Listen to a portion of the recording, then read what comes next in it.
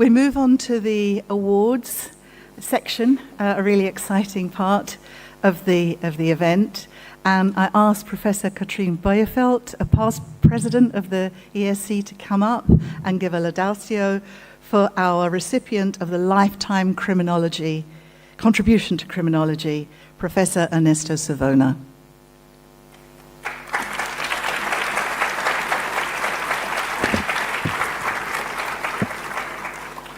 Ladies and gentlemen, it is a great honor for me to pronounce the laudatio for Professor Ernesto Savona.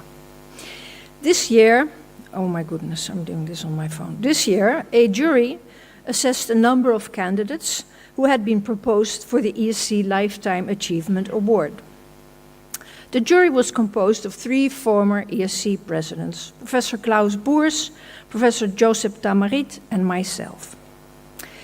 Now, juries always say that they had a hard time arriving at a decision.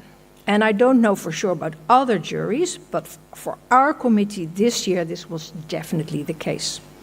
We had a number of strong candidates for this prize whose merits and CVs we weighted. Aspects that we looked at in order to arrive at a ranking were their contribution to European criminology, to theoretical criminology, the breadth, originality, and quality of publications, including the outlets in which these were published, as well as the solidity and recognizability of each candidate's research profile. The jury also reviewed and discussed the candidates' profiles and wider contribution to the discipline, assessing in particular aspects such as engagement in advisory roles, for instance for EU and UN bodies, impact on policy, community, institutional service, and active academic citizenship. Capacity building, especially their contribution to the development of criminological infrastructure, such as institutions, leadership of university departments, contribution to the education of future criminological scholars. The committee this year unanimously proposed Professor Ernesto Savona for the award for the following reasons. Professor Savona, one of the founders of the ESC, has had a stellar academic career for almost 55 years, with his first publication in 1971. Some of you weren't even born yet. He has authored towards 150 publications, of which approximately 60 in the English language. He was founder of Transcrime, a world-renowned institute that he has not only built, but sustained and modified and secured over a long period, during which it has become an established and the go-to hub for research on organized crime. His research has been outstanding and sophisticated, with contributions to empirical research, such as the development of the crime risk assessment mechanism or a method for assessment of the vulnerability of legal sectors. His research activities have been outstanding, with a huge number of disciples raised at Transcrime. His authority is also reflected in the frequent consulting work for supranational and international organizations such as the EU and the UN. So I would like to now move on to the presentation of the award to Professor Savona, ask him to come up and ask the President of the ESC to present it to him.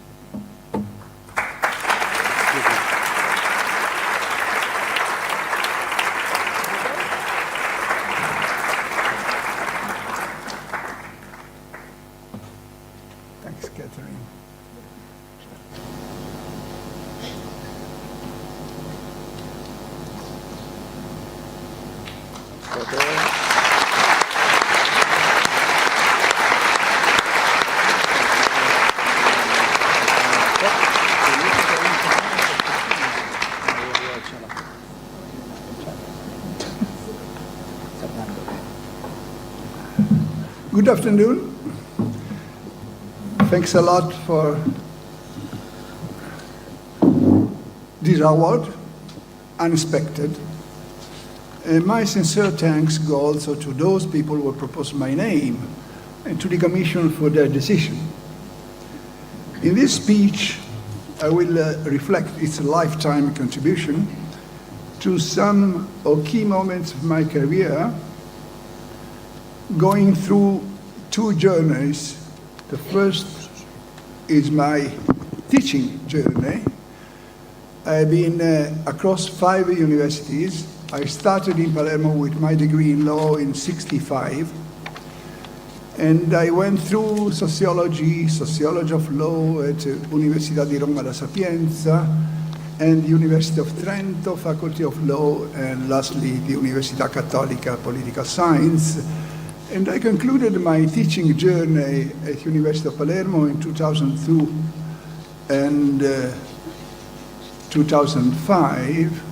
And I think this was a journey starting in Palermo and concluding also there in Palermo.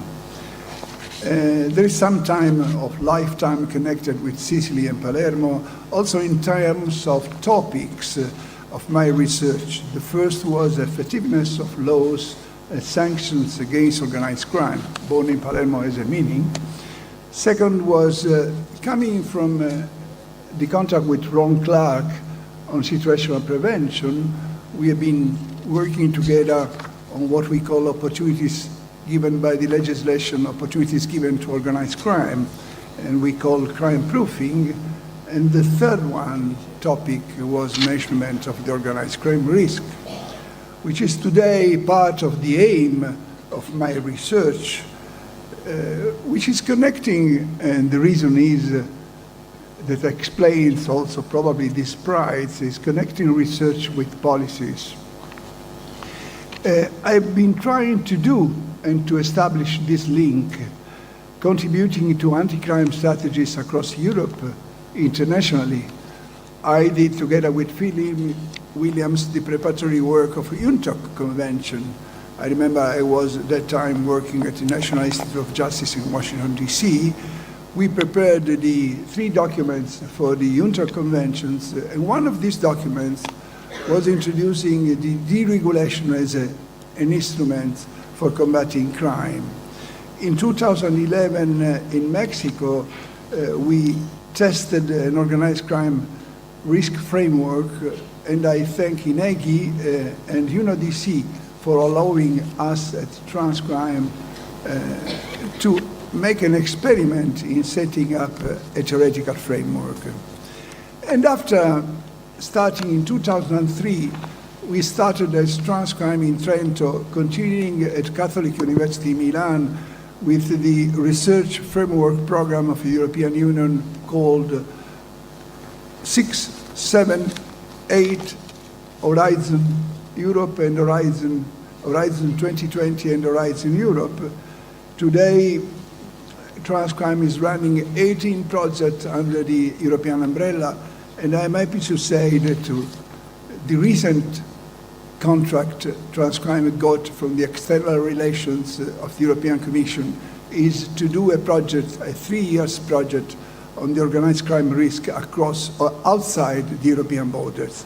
I am proud of this contract because this will allow us to experiment an organized crime framework, understanding and focusing on what we call the organized crime risk, infiltration risk. It is a project done together with Interpol and GTOC. All this has been possible thanks to the cooperation of my young colleagues at University of Trento in the beginning, when Transcrime was set up in 1994, and today Università Cattolica in Milan, where Transcrime is located from 2010. Thanks also to the many external collaborators to Transcrime from outside. And thanks also to Springer, who has been supporting my work as editor-in-chief of the journal on European criminal policy and research, which is merging the 2 topics I am taking care of, policies and research, starting in 2003. Let me address what we call future challenges for European criminology.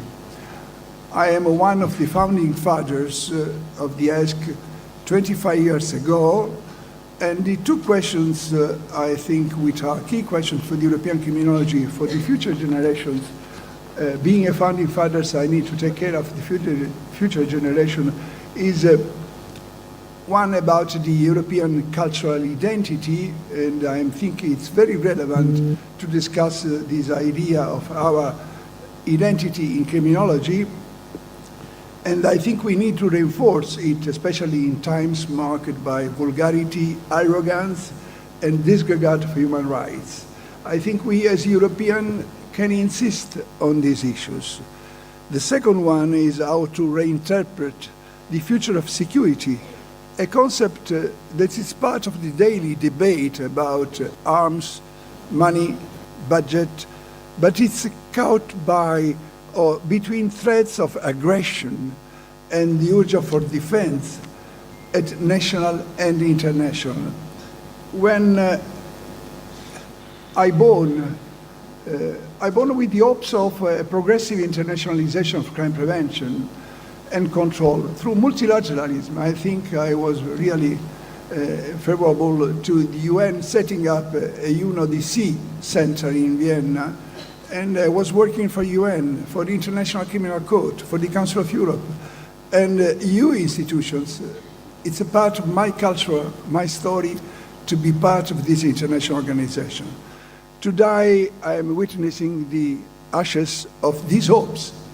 And it's very strange, because in 25 years with multilateralism, and I am ending with a parochial approach. What about our future? What about your future, dear young colleagues? Confronting with new borders, protectionism, tariffs, and weakened multilateralism, does it mean something? We need to share a profound disappointment, but also a call to action for European criminology. And I think European Society of Criminology has done a lot of achievements.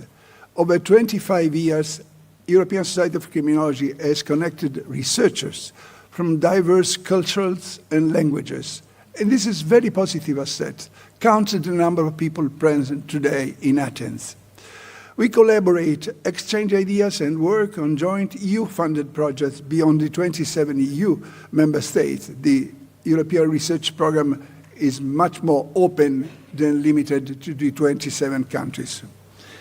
European Society of Criminology has reinforced our cultural tradition. We place human and civil rights at the core of the criminal policy and policing. And let me say, with a title of a book of Ronald Working, we are taking rights seriously. And this is what the European Society of Criminology should be taking care of. And taking rights seriously, I'm speaking about human and civil rights, makes a challenge ahead. We have a lot of challenges, the criminal use of generative AI and limits of law enforcement and researchers, the complexity of digital crimes, the need for reliable, high-quality data moving beyond perception index. We are full of perception of corruption, perception of organized crime. Clarifying outputs versus outcomes. The confusion in this terminology is enormous. People think outputs are outcomes or outcomes become outputs. Evaluating law and sanctions. These points introduce my final message. We need better conceptual frameworks. We are researchers. We need better indicators and robust data, especially for measuring the three components of crime risk: threat, vulnerability, and harms. And let me conclude with an hope. European criminology will strengthen its identity and defend the rights of citizens, prisoners, migrants, and all victims of power and violence. I think criminology needs democracy, and democracy needs criminology. Thank you very much indeed.